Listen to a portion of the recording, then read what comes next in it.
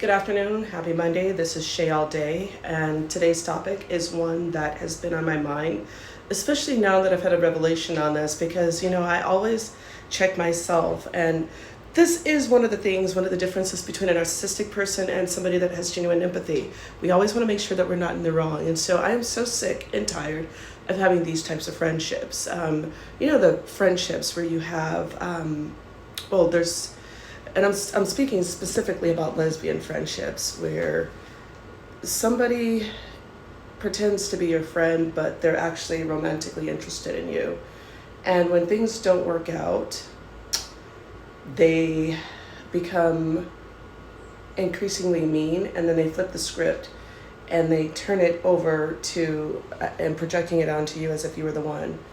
And this happens to me a lot with a lot of my friendships. I'm really tired of it, because I always maintain my boundaries. Like I am always like, I'm specifically here for friendship. Like I'm always upfront. I'm not going through or overstepping any physical boundaries. And I find like a lot of that with me, it's interesting because like I'm a lot more agreeable in my personality because I have been, this phone don't flip the script, but I've been taught a lot to, I don't like looking up at myself, so we don't have to flip this back around.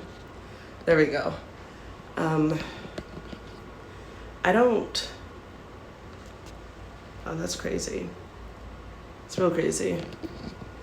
But I don't, oh, I think I got it completely the wrong way again.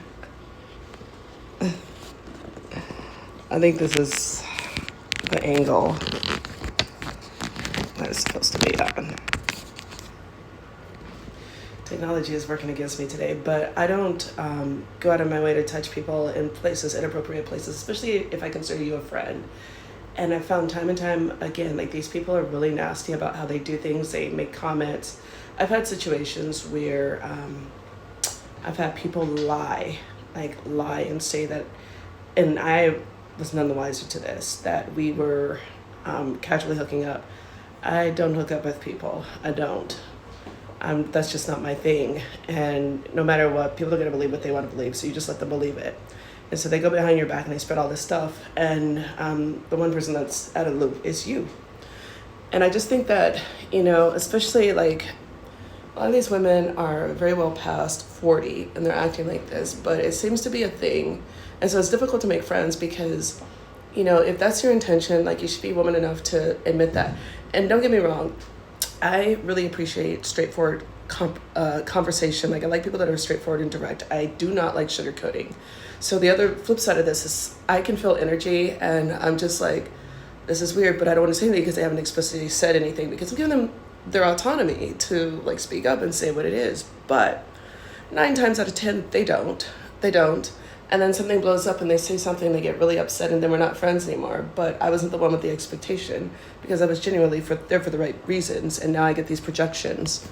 And at first it was confusing for me and it hurt a lot, but now I get it. I'm not playing that game anymore. And so now that I've leveled up, if you haven't leveled up to that level, I'll be able to like recognize it just by the way you walk, because I've been there, done that. We're cutting that out. So let me know, ladies, have you ever had this experience where you meet somebody, you think they're really cool, and you are like, hey, like, yeah, definitely I could develop a friendship with you, but they flip the script and they get mad because they had ulterior motives? This is like the lesbian version of the nice guy syndrome, which is just super tacky and disgusting. But anyways, let me know. I might have to edit this video. This phone flipped around way too many times. It's just, it done flipped, okay? Literally just done flipped.